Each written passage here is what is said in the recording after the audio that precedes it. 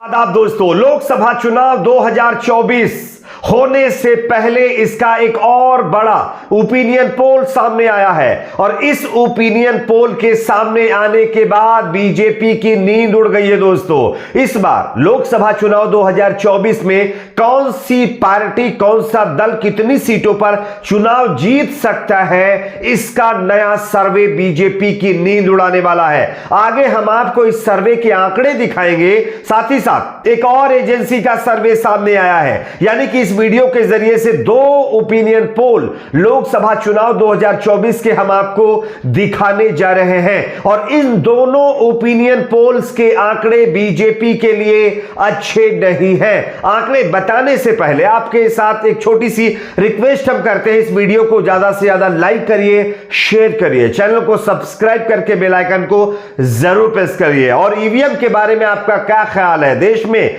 चुनाव के अंदर ईवीएम का इस्तेमाल होना चाहिए या नहीं, कमेंट सेक्शन में जरूर बताइए। तो चलिए सबसे पहले बात करते हैं पहले सर्वे की, जिसके आंकड़े चौंकाने वाले हैं। देखिए ये आंकड़े और सर्वे, उसके बाद इसकी चर्चा करेंगे। देखिए ये ओपिनियन पोल।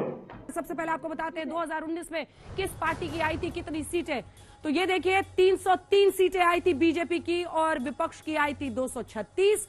लेकिन अगर सारी दूसरी पार्टियां एक साथ हो जाए तो बीजेपी अटक जाएगी मैजिकल नंबर से नीचे 235 से 240 के बीच में। और वहीं विपक्ष बहुमत का आंकड़ा छू सकता है 300 से लेकर 305। याद रखिए 2019 के नतीजों के आधार पर हमने ये देखा है कि अगर तमाम विपक्षी पार्टियां, जो वोट प्रतिशत उनको मिला, अगर वो इकट्ठी होती हैं तो क्या वो बीजेपी को हरा सकती हैं। जो अगला आंकड़ा हम रख रहे हैं, अगर इसके साथ साथ 1% का घटाव हो जाए बीजेपी की सीटों में, यानी 1% स्विंग अगेंस्ट द बीजेपी, तब देखिए मामला कैसे और बीजेपी का खराब हो जाता है। 225 से 230 पर अटक सकती है बीजेपी और विपक्ष 310 से 325 का आंकड़ा छू सकता है। अब जो अगला आंकड़ा हमने निकाला वो था अगर 2% का स्विंग हो जाए बीजेपी के अगेंस्ट, सिर्फ 2% मतदाता जो 2019 में उनके साथ थे, अगर वो निकल के दूसरी पार्टियों की तरफ चले जाते हैं तो बीजेपी 210 से 215 पर अटक सकती है और 325 से 330 बहुमत के आंकड़े से बहुत आगे विपक्ष निकल सकता है। अब हम आपको दिखाते हैं कि अगर 5% वोट किसी दूसरी पार्टी को चला जाए अगर विपक्ष का, तो फिर क्या हाल होता है।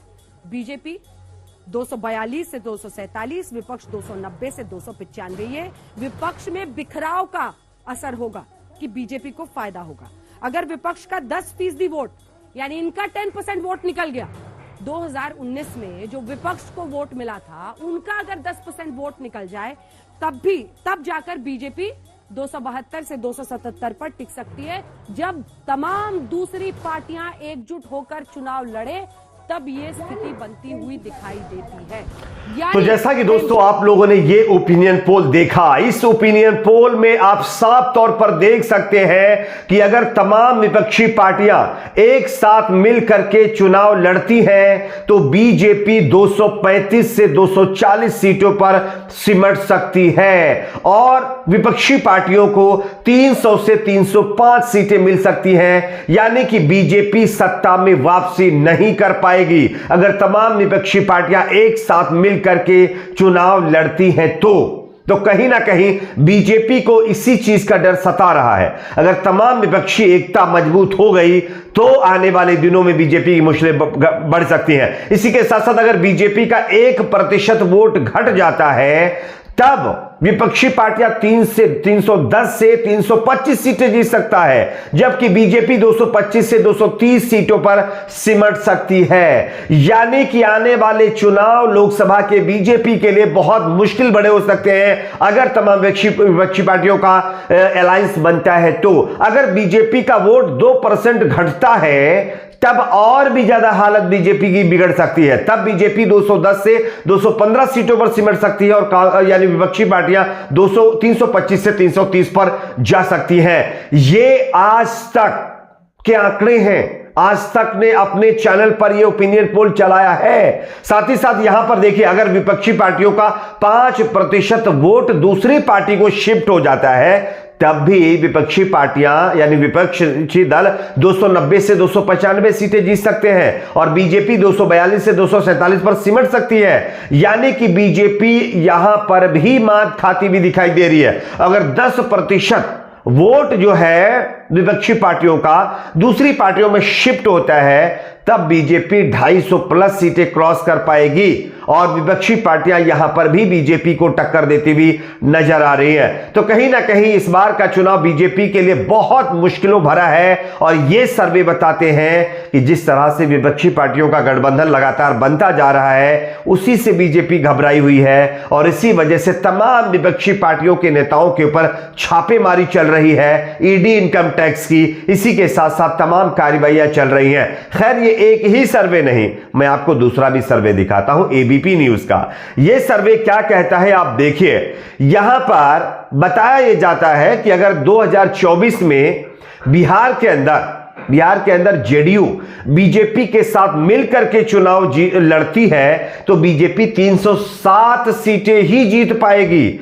जबकि यूपीए के खाते में 125 और अदर के खाते में 111, यानी टोटल अगर बात करें तो बीजेपी 307 और जो विपक्षी दल है इन दोनों को मिला देते हैं यूपीए और विपक्षी दल तो 257 सीटें हो जाती है। लेकिन अगर जेडीयू बीजेपी के साथ अलग ही चुनाव लड़ेगी, जो अभी फिलहाल अलग हो चुकी है बीजेपी से और आरजेडी के साथ यूपीए में शामिल होना चाहती है, और आप जानते होंगे नीतीश कुमार खुद विपक्षी पार्टियों को एक करने के लिए पूरी ताकत झोंक दे रहे हैं, तो बीजेपी के साथ जाने का शिक नहीं रही है। तो यहां पर अगर नीतीश कुमार बीजेपी के साथ मिलकर के चुनाव नहीं लड़ते हैं और विपक्षी पार्टियों के साथ जब चले जाते हैं इस बार के लोकसभा चुनाव 2024 में, तब आंकड़े बेहद ही ज्यादा चौंकाने वाले सामने आ सकते हैं।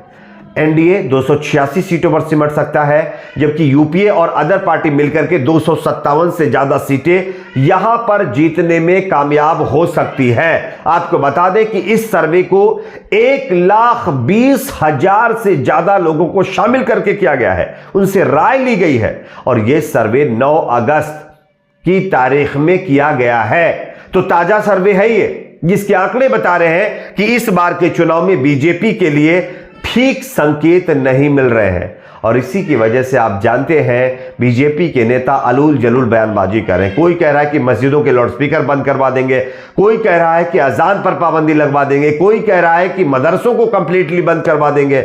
यानी बेरोजगारी, महंगाई, भ्रष्टाचार जैसे मुद्दों पर किसी तरह की कोई बातचीत नहीं हो रही है, ऐसा विपक्षी पार्टियां लगातार आरोप बीजेपी के ऊपर लगा रही है। अब आपके हिसाब से दोस्तों, इस बार के लोकसभा चुनाव 2024 में कौन सी पार्टी कितनी सीटों पर चुनाव जीत सकती है? आपका अपना ओपिनियन क्या कहता है? कमेंट सेक्शन में जरूर बताइएगा। इस वीडियो को ज्यादा से ज्यादा लाइक करिए, शेयर करिए, चैनल को सब्सक्राइब करके बेल आइकन को जरूर प्रेस कर लीजिए। आज के लिए इतना ही, मिलते हैं कुछ और खबरों के साथ।